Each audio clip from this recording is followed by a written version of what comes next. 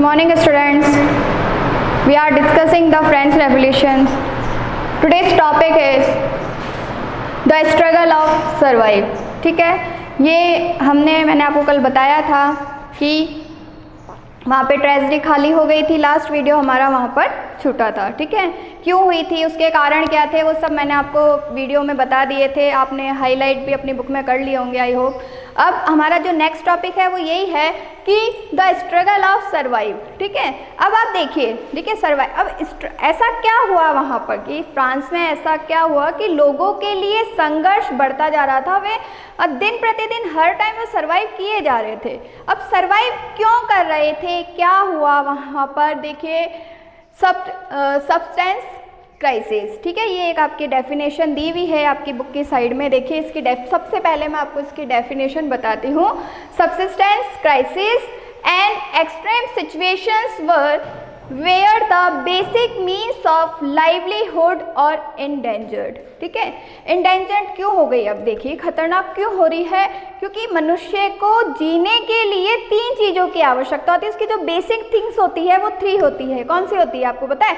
रोटी, कपड़ा और मकान। ये तीनों जो चीज़ें हैं, इसके बिना मनुष्य सर्वाइव नहीं कर सकता है, वो नहीं जा सकता कहीं पर भी आगे। उसको इन 3 जीवन को अगर जीना है, लाइफ को अगर उसे जीना है, तो उन्हें इन तीनों चीज़ों की आवश्यकता पड़ेगी। और जब ये तीनों चीज़ें ही उसके खतरे में आ जाती है, वह मतलब रोटी, कपड़ा, मकान, ये तीनों चीज़ें ही उसे प्रॉपर नहीं मिल पा रही है, तो उसका जीवन कैसा होगा? उसका जीवन संघर्षपूर्ण हो जाएगा। ठीक है, उसे हर चीज़ के लिए सर्वाइव करना पड़ेगा, यहाँ तक कि चलो रहना, मनुष्य रहने के लिए वो कुछ भी कर सकता है, वो कहीं पर भी एडजस्ट कर सकता है। ठीक है, लेकिन बिना खाए तो मनुष्य जीवित नहीं रह सकता ना, तो उसे खाने के लिए भोजन तो चाहिए। और अगर भोजन ही ऐसी चीज़ है जो मनुष्य को सर्वाइव करने के लिए तैयार करता है, रेडी करता है, और वही चीज़ उससे प्रॉपर नहीं मिलेगी, तो क्या हो जाएगा? वहाँ का जो जीवन है, किसका? व्यक्ति का, वो क्या हो जाएगा? बहुत ज़्यादा संघर्षपूर्ण हो जाएगा। उसके लिए स्ट्रगल इतना बढ़ जाएगा कि वह संघर्ष से सर्वाइव करता करता करता आगे बढ़ता रहेगा। और क्यों, अब ऐसा क्यों होगा? ऐसा क्यों होगा? तो देखो, सबसे पहले कि जितना प्रोडक्शन हो रहा है और जितनी जनता है, अगर दोनों इक्वल है, ठीक है, पब्लिक भी है प्लस प्रोडक्शन भी है, अगर दोनों इक्वल है तो क्या होगा? बराबर सब कुछ चलता रहेगा, सिस्टम प्रॉपर चलता रहेगा। बट क्या होगा? फर्स्ट रीजन देखिए इसका, पॉपुलेशन। ठीक है, पॉपुलेशन में आप देखिए पहले कि 23 million in 1715 to 28 million in 1789। अब जो ये टाइम पीरियड है 1715 से लेकर और 1789 का, इस टाइम पीरियड में क्या है? पॉपुलेशन 23 मिलियन से 28 मिलियन हो गई है। पॉपुलेशन जो है वो वहाँ पर बढ़ गई है। ठीक है, तो पहला रीज़न, फर्स्ट रीज़न अगर हम देखें तो ये है, ठीक है, कि उनके लिए सब्सिस्टेंस क्राइसिस क्यों हुए? फर्स्ट रीज़न था वहाँ की पॉपुलेशन। ठीक है, second, increase in the demand for the food grain. ठीक है, increase in the demand for the food grains, कि अब वहाँ पर नॉर्मल है, अगर पॉपुलेशन बढ़ेगी तो क्या होगी? फूड ग्रेन्स की डिमांड भी बढ़ेगी। जितने लोग ज़्यादा होंगे उतना खाने के लिए वहाँ पर प्रोडक्शन ज़्यादा चाहिए होगा, लेकिन उतना प्रोडक्शन होना भी चाहिए, बट वो नहीं हो पा रहा है। क्यों? देखिए, तो प्रोडक्शन एंड डिमांड, समझ गए? अब प्रोडक्शन और डिमांड, फॉर एग्जांपल मैं आपको बताऊं, जैसे फैमिली में 4 मेंबर हैं, ठीक है, 4 मेंबर हैं, प्रॉपर प्रोडक्शन उनके घर में आ रहा है, प्रॉपर अनाज उनके घर में आ रहा है, वो खा रहे हैं, अच्छे से रह रहे हैं, ठीक है, और अचानक से उनकी फैमिली में 40 मेंबर्स और इंक्लूड हो जाते हैं। ठीक है, 40 मेंबर्स और ऐड हो जाते हैं, तो क्या होगा कि अचानक से उस फैमिली में क्या हो जाएगी? फूड ग्रेन्स की मात्रा बढ़ जाएगी। तो यही जो स्थिति है, ठीक है, यही जो यहाँ पर प्रॉब्लम आ रही है, वो प्रॉब्लम यही है कि जनसंख्या तो बढ़ गई, प्रोडक्शन उतना ही है जितना पहले हो रहा था, और अब यहाँ पर प्रोडक्शन की डिमांड बढ़ी है, क्योंकि जनता को खाने के लिए क्या चाहिए? भोजन चाहिए, अनाज चाहिए। और अनाज खरीदने के लिए क्या होगा? उसे उतना मार्केट में मिलना भी चाहिए। अब कहने का मतलब मेरा ये है कि आप मार्केट में जा रहे हैं लेने के लिए और आपको वहाँ पर मिल ही नहीं रहा है वो चीज़, तो आप कैसे लेंगे, ठीक है। या फिर वो चीज़ आपको अगर मिल रही है तो और वो आपको महंगी मिल रही है और आपकी आमदनी कम है, तो आप उसे परचेज नहीं कर पाएंगे। Clear. Increase in the price of food grains, अब यहाँ पर क्या हुई, प्रोडक्शन की डिमांड बढ़ी, प्रोडक्शन बढ़ा तो डिमांड बढ़ी, डिमांड बढ़ी तो जो फूड ग्रेन्स की प्राइस थी वो भी क्या हो गई, इंक्रीज हो गई, ठीक है। अब कहने का मतलब एक एग्जांपल मैं आपको बताती हूँ, ये एक मार्कर है, ठीक है, ये एक मार्कर है, ठीक है। अब एक टीचर है और मार्कर एक है, ठीक है, तो सब कुछ नॉर्मल चलता रहेगा, ठीक है। और अचानक से ये होता है कि टीचर तो हो गए 10 टीचर्स हो गए और मार्कर सिर्फ एक ही है, क्योंकि मार्केट में इसका प्रोडक्शन नहीं है, मार्केट में ये अवेलेबल नहीं है। और अगर ये मिल भी रहा है तो ये कौन सी रेट में मिल रहा है, हाई रेट पर मिल रहा है। तो उन 10 टीचर्स में जिनके पास पैसे होंगे हाई रेट में खरीदने के, वो तो क्या करेंगे, उस मार्कर को खरीद के ले आएंगे। लेकिन जिनके पास उस मार्कर को खरीदने के लिए पैसे नहीं है, वो क्या करेंगे, उस मार्कर को नहीं खरीद पाएंगे, और नहीं खरीद पाएंगे तो उन्हें उसी मार्कर से क्या करना पड़ेगा, एक दूसरे के साथ मैनेज करना पड़ेगा।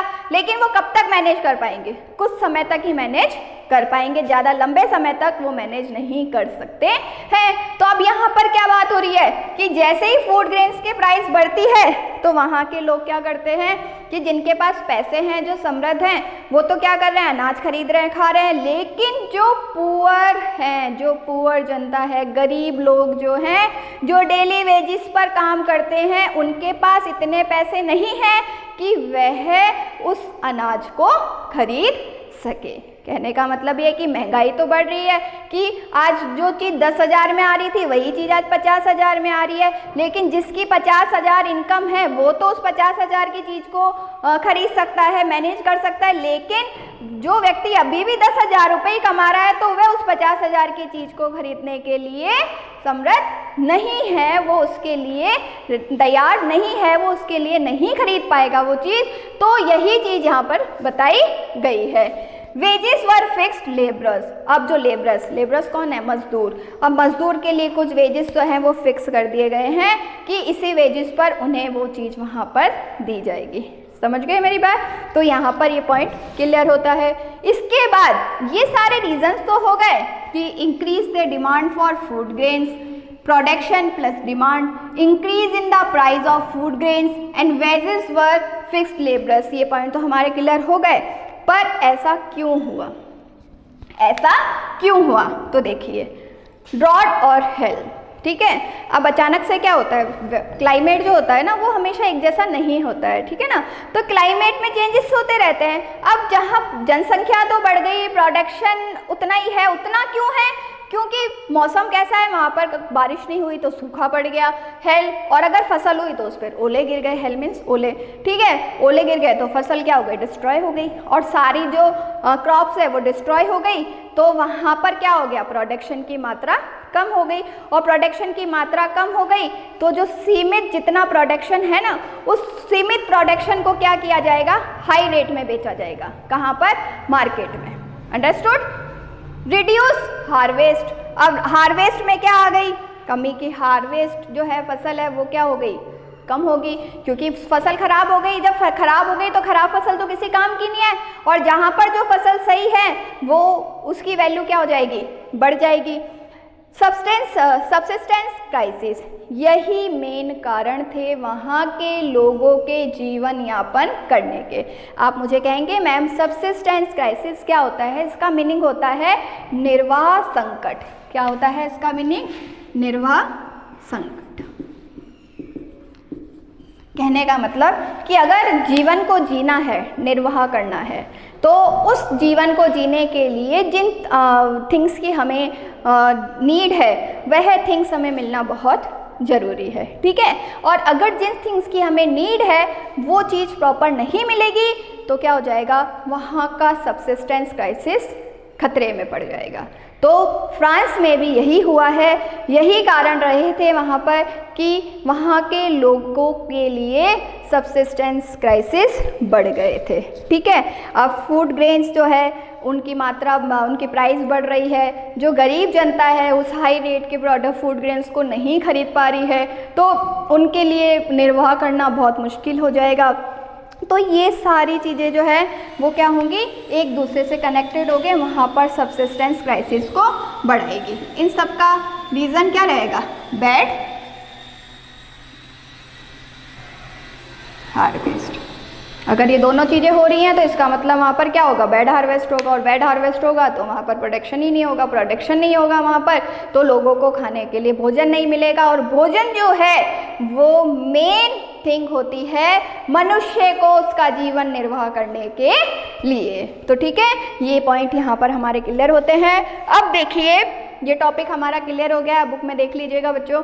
अब सेकंड टॉपिक है जस्ट उसके बाद हमारा the growing middle class envisages on and to privileges. ठीक है, ये मेरे पास डाउट में भी आया था, तो आज मैं इस पॉइंट को क्लियर कर रही हूँ, अच्छे से आप इसको समझिएगा। ठीक है, अब ग्रोइंग मिडिल क्लास इन्विसेजेस, इन्विसेजेस मीन्स होता है परिकल्पना करना। क्या होता है, परिकल्पना करना।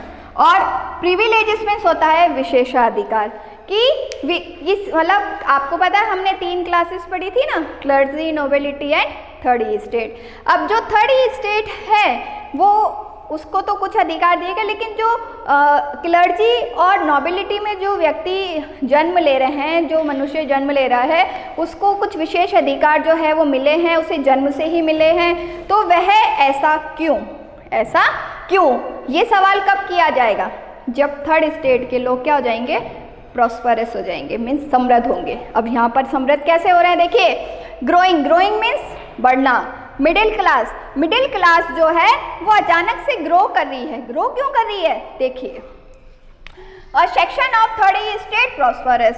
अब यहाँ पर जो थर्ड स्टेट सेक्शन है, थर्ड स्टेट का जो सेक्शन है वो बिकेम प्रॉस्परस, मीन्स वो क्या हो जाता है, वो समृद्ध लोगों में आ जाता है, मीन्स उनके पास बहुत सारा पैसा आ जाता है। समृद्ध कौन होता है, जिसके पास पैसे होते हैं। ठीक है, अब पैसे आ गए तो वो एजुकेटेड होंगे। एजुकेटेड क्यों होंगे, क्योंकि पढ़ने के लिए क्या चाहिए होती है, मनी चाहिए होती है।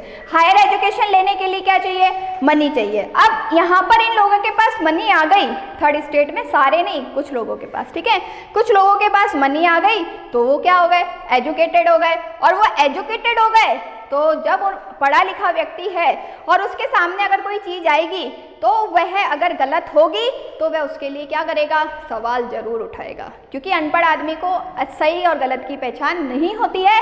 लेकिन एजुकेटेड शिक्षित व्यक्ति जो होगा उससे क्या होगी, सही और गलत की पहचान होगी। और अगर उसके साथ कुछ गलत होगा, उसके अधिकारों को छीना जाएगा तो वह उसके लिए क्या करेगा, आवाज़ भी उठाएगा। अंडरस्टूड।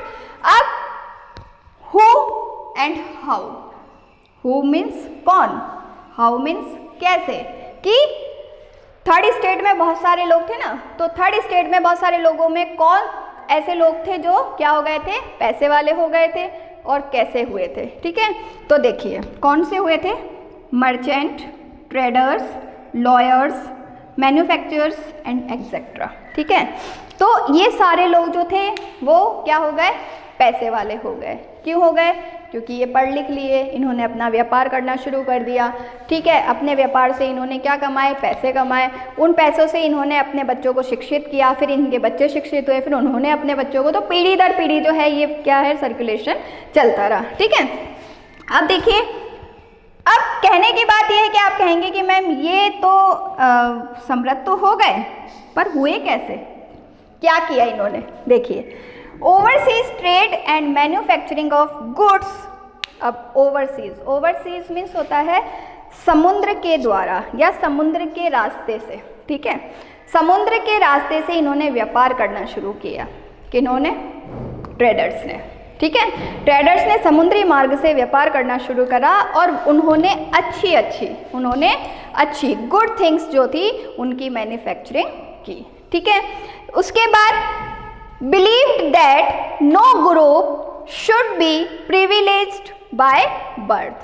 अब क्या था कि जब ये लोग समृद्ध हो गए, एजुकेटेड हो गए, ठीक है, ये वाला पॉइंट जो है ना वो इससे कनेक्टेड है, ठीक है बेटा।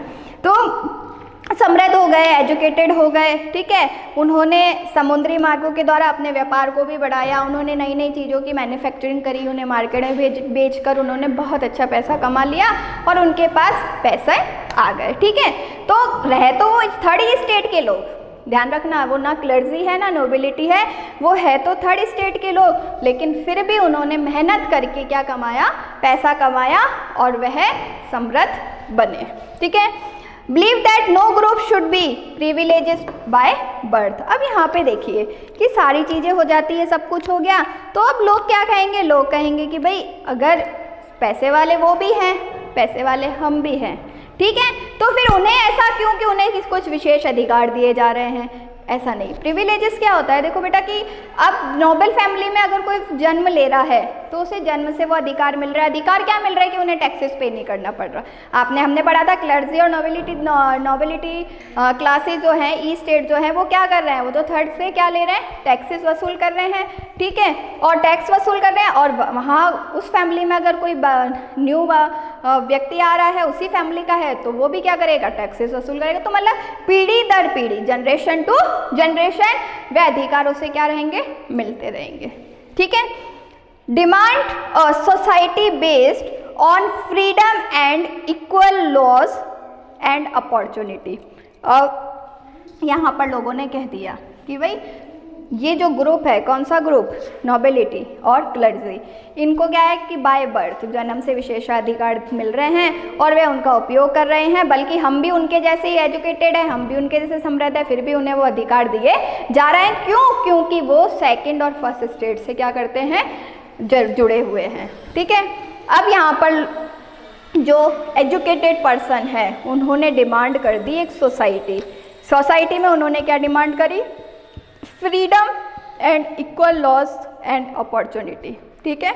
पहले तो उन्होंने आधार मांगा कि स्वतंत्रता, हमें आज़ादी दी जाए। दूसरी उन्होंने कहा कि लॉ क्या होना चाहिए, सबके लिए इक्वल होना चाहिए, बराबर समान होना चाहिए।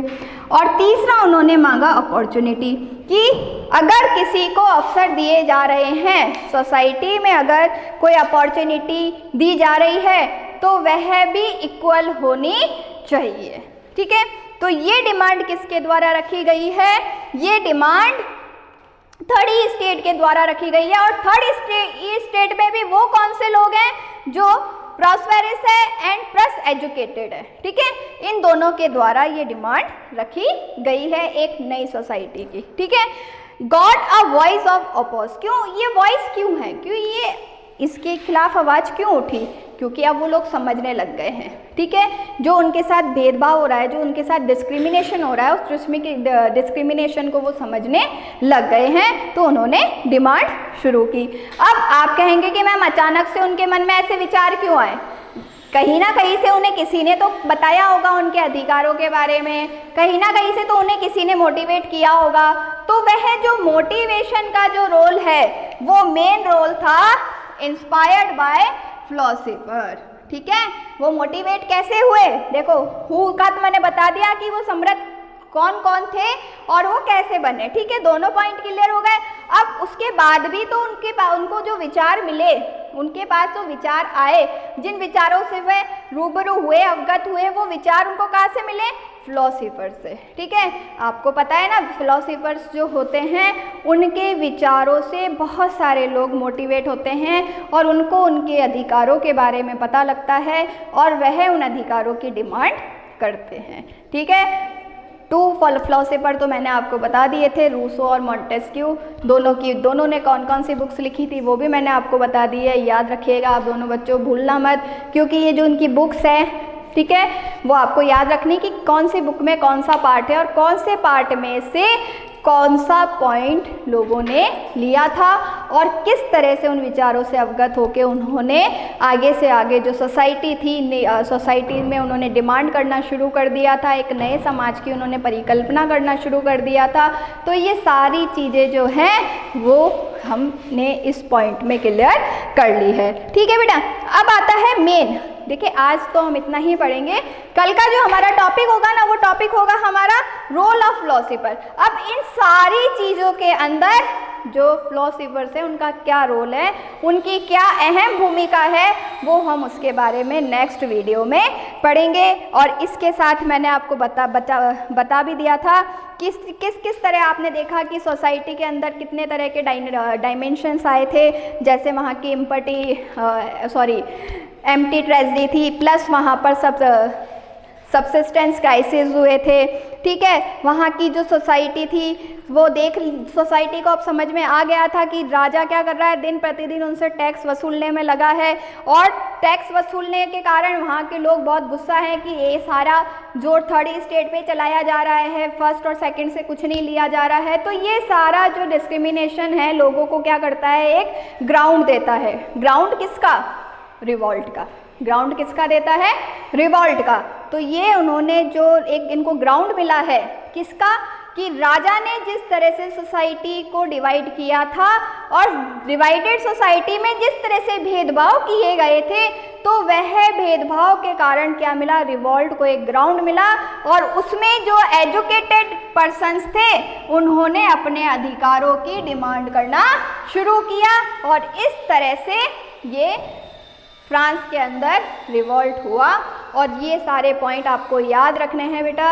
ये चैप्टर आपको पता है कि बहुत लंबा है, कम से कम 6 पेजेस का 6 चैप्टर्स हैं, और 6 चैप्टर्स में टॉपिक्स हैं 6, और 6 टॉपिक्स में भी अलग अलग पॉइंट्स हैं। तो उन पॉइंट्स को हम जब तक एक एक पॉइंट को क्लियर नहीं करेंगे, जब तक हमें नहीं समझ में आएगा, और आपको ऐसा लगा कि चैप्टर है, अगर मैं आपको बुक के अकॉर्डिंग रीडिंग वाइज बताऊं तो हमें नहीं समझ में आएगा बेटा, क्योंकि ये जो पॉइंट्स होते हैं ये पॉइंट्स हाईलाइट करना इसलिए ज़रूरी है कि एग्ज़ाम में इनके अंदर से ही क्वेश्चंस बन के आते हैं, और वह क्वेश्चंस आप तभी अटेम्प्ट कर पाओगे जब आप एक एक पॉइंट को समझोगे।